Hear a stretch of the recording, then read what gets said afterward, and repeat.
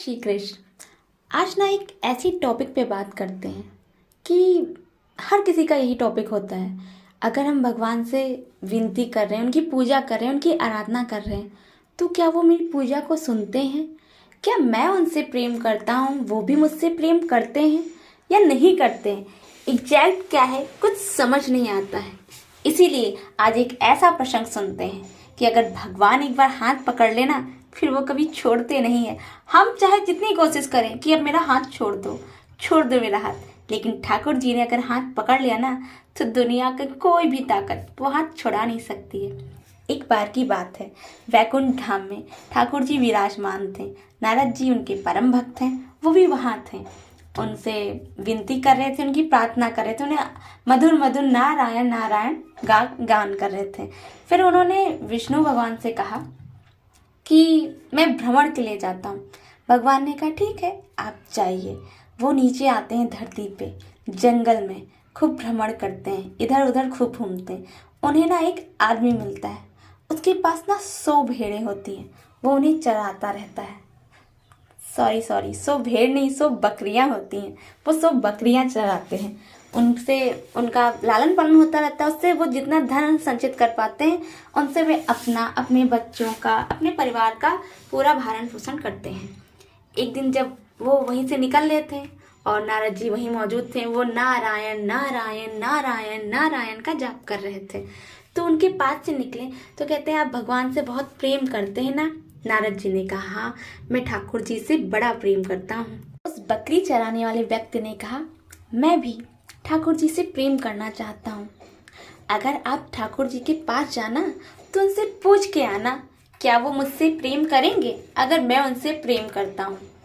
नारद जी ने कहा ठीक है, मैं वैकुंठ धाम जाऊंगा, ठाकुर जी से पूछ के आऊंगा कि आप उनसे प्रेम करना चाहते हैं, तो क्या आप भी उनसे प्रेम करेंगे? उस व्यक्ति ने कहा ठीक है। वो जाते हैं वैकुंठ धाम और ठाकुर जी से पूछते हैं आज जब मैं भ्रमण कर रहा था तो मुझे जंगल में एक व्यक्ति मिला, उसके ना 100 बकरियां हैं, वो 100 बकरियों को चराता है। उसने कहा है कि मैं भी आपसे प्रेम करना चाहता हूँ, तो क्या आप मुझसे प्रेम करेंगे? क्या आप मुझसे अपना व्यवहार बढ़ाएंगे, मुझसे दोस्ती करेंगे? भगवान ने कहा ठीक है, लेकिन उस आदमी से पूछ लेना जाके कि मैं अगर एक बार हाथ पकड़ लेता हूँ तो फिर छोड़ता नहीं हूँ। अगर मैंने एक बार उससे प्रेम किया तो वो चाहे जितनी कोशिश करे कि मुझे छोड़ दो, मुझसे प्रेम ना करो, मैं तुमसे व्यवहार नहीं करूँगा, मैं छोड़ूंगा नहीं। नारद जी ने कहा ठीक है। नारद जी अगले दिन धरती पे आते हैं, उसी जंगल में फिर एक जगह बैठते हैं, नारायण नारायण जपते हैं। फिर वो व्यक्ति जो बकरी चराता है वो मिलता है, वो उनसे पूछता है मैंने तुमसे एक सवाल कहा था, क्या तुमने जाके पूछा था? नारद जी ने कहा हाँ, मैंने उनसे जाके पूछा था कि मुझे एक व्यक्ति मिला है जो बकरियां चराता है, वो कह रहा था कि क्या आप मुझसे प्रेम करेंगे? तो उन्होंने कहा हाँ, मैं तुमसे प्रेम करूंगा, पर मेरी एक शर्त है। उसने कहा क्या शर्त है बताइए? कहा शर्त ये है कि उन्होंने कहा कि मैं एक बार जिससे प्रेम कर लेता हूँ, जिसका हाथ पकड़ लेता हूँ, उसका हाथ मैं कभी छोड़ता नहीं हूँ। अगर मंजूर हो तभी कहना, पकड़ना मेरा हाथ, बढ़ाना आगे, मैं पकड़ लूंगा, करूंगा। तो उसने कहा हाँ ठीक है, मैं उनसे दोस्ती करने को तैयार हूँ, मैं उनसे प्रेम करूंगा, मुझे कोई दिक्कत नहीं है। उन्होंने कहा ठीक है। भगवान की ना माया बड़ी अपरंपार होती है, वो ऐसी ऐसी मन मोहने वाली लीलाएं दिखाते हैं ना कि कुछ व्यक्ति ना चकरा जाता है उसका सर, उसे समझ नहीं आता है। ठाकुर जी ने मुस्कुराए, कहा ठीक है। और वो व्यक्ति भी जब अपनी 100 बकरियां थी ना, उनकी सारी सेवा करके तब आता, तब जब थोड़ा बहुत वक्त मिलता उसमें भगवान का नाम जपता, नारायण नारायण। ऐसे धीमे धीमे वक्त चलता गया। फिर भगवान ने क्या किया, एक लीला रचने का काम किया। उन्होंने कहा चलो एक लीला रची जाती है। उन्होंने क्या, धीमे धीमे बकरी वाला जो आदमी था उसकी बकरियों को मारने लगे। पहले एक बकरी मरी, फिर 2 मरी, फिर 3 मरी, धीमे धीमे करके उसकी 50 बकरियां मर गईं। अब वो बड़ा चिंतित हुआ, कहा यार ये क्या हो गया? मैं जब से नारायण नारायण करने लगा, उनका नाम जपने लगा, नारायण से प्रेम करने लगा, तब से मेरी बकरियां मरने लगी। कुछ समझ नहीं आता है, कहीं ऐसा तो नहीं है कि मैं नारायण से प्रेम करने लगा हूँ, उनसे मैंने दोस्ती बढ़ा ली है, इसलिए मेरी इतनी सारी बकरियां मर रही हैं और मुझे बहुत नुकसान हो रहा है, उसकी कुछ समझ में नहीं आता है। दूसरे दिन ना वो फिर नारद जी के पास जाता है, कहता है भाई जाके अपने भगवान से कह देना मैं उनसे मित्रता नहीं करूंगा, ना मैं उनसे प्रेम करूंगा, ना अपना व्यवहार आगे बढ़ाऊंगा। उनसे कह देना अब हमारी आपकी मित्रता समाप्त। नारद जी ने कहा क्यों? कहा यार जब से मैंने उनसे मित्रता की है, प्रेम किया है, तब से मेरी रोज एक बकरी मर जाती। तुम्हें पता है मेरी 50-50 बकरियां मर गई हैं। अब बताओ मुझे कितना नुकसान हो रहा है इनका नाम जपने से, इनसे प्रेम करने से।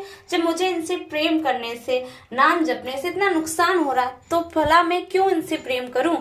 नारद जी ने कहा ठीक है मैं बता दूंगा जाके। वो ठाकुर जी के पास जाते हैं, सब कुछ बताते हैं। ठाकुर जी मुस्कुराते हैं और मुस्कुराते हुए कहते हैं मैंने तो पहले ही कहा था, मैं जिसका हाथ थाम लेता हूँ उसे फिर छोड़ता नहीं हूँ।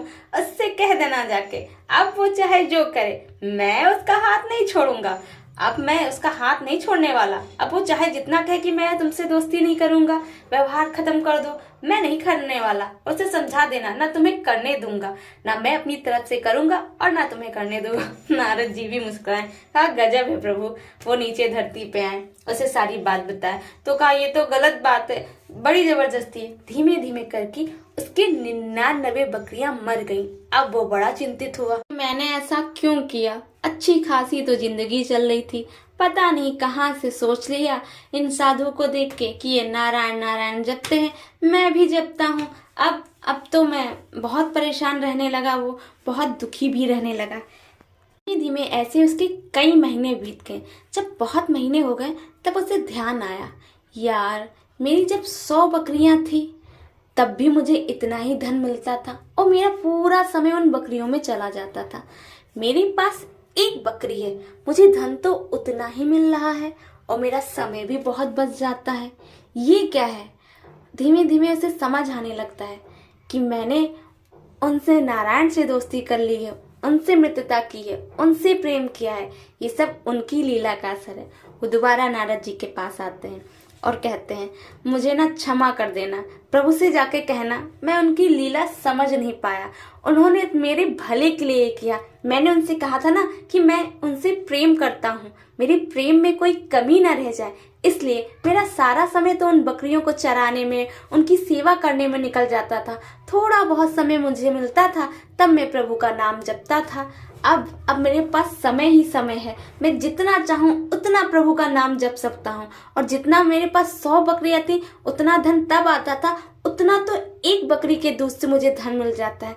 तो मुझे इतना कार्य करने की जरूरत ही क्यों है? मैं अपनी हर गलती के लिए प्रभु से क्षमा मांगता हूँ। जब वो ठाकुर जी के पास जाते हैं नारद जी और सारी बात बताते हैं तो ठाकुर जी मुस्कुराते हैं कि हाँ मैं तो उसकी परीक्षा ले रहा था और वो सारा समय निकाल देता था व्यर्थ काम में। वो मेरे नाम का जाप करना चाहता था, मुझसे प्रेम करना चाहता था, मुझसे चिंतन करना चाहता था, इसलिए मैंने उसकी मन की इच्छा पूरी की। जब बहुत ज्यादा परेशानियां आए तो भगवान पे दोषारोपण नहीं करना चाहिए कि मैं आपसे इतना प्रेम करता हूँ, इतना भक्ति करता हूँ, फिर भी मेरे साथ ही बुरा क्यों होता है। वो आपकी कठिन परीक्षा ले रहे होते हैं, जब आप उनकी कसौटी में खरे उतरते हैं तभी तो वो आपकी मदद कर पाते हैं। जिसे आपको लगता है कि वो आपको परेशानियों में घेर रहे हैं, नहीं, वो आपको ना उसमें तपा के, जैसे सोना होता है जितना तपता है उतना ही निकलता है, ठीक उसी तरह इंसान होता है। जितनी भी कठिन परेशानियां उसके आसपास आती हैं वो उतना ही अच्छा इंसान बनता है। ज्यादातर आप सभी ने देखा होगा जो ज्यादा पूजा पाठ करता है, ज्यादा भक्ति में रहता है, उसके पास परेशानियां भी ज्यादा रहती हैं। भगवान जानबूझ के ऐसा करते हैं, उसकी परीक्षाएं लेते हैं, उसके साथ होते हैं, फिर उसकी इन सारी समस्याओं का निवारण कर देते हैं, जिससे व्यक्ति को समझ में आए कि वो क्या कर रहा है क्या नहीं।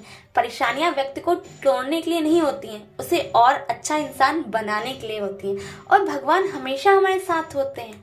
ऐसा कभी भी नहीं है कि भगवान हमारे साथ नहीं है। भगवान ने जिस दिन हमारा साथ छोड़ दिया ना तो इस दुनिया पे रहना मुश्किल हो जाएगा एक अच्छे इंसान का। इसलिए कभी भी भगवान पे दोषारोपण ना करें, उनसे ना नाराज हो। हमारी लाइफ है, परेशानियां तो आएंगी ही आएंगी, लेकिन ये ना कहें कि सारी गलती भगवान की है। भगवान की कोई गलती नहीं है, वो तो लीलाएं रच रहे हैं, हम उनका एक पात्र है छोटा सा, वो उसमें लीला रच रहे हैं। हमें ना मुस्कुराते हुए हर समस्या का निवारण सोचना चाहिए, उस समस्या की सलूशन ढूंढने की कोशिश करनी चाहिए, ना कि ठाकुर जी पे दोषारोपण चालू कर देना चाहिए कि सब कुछ इन्होंने ही किया है। ठाकुर जी कुछ नहीं करते, वो तो हमारे साथ सिर्फ अच्छा अच्छा ही करते हैं। राधे राधे।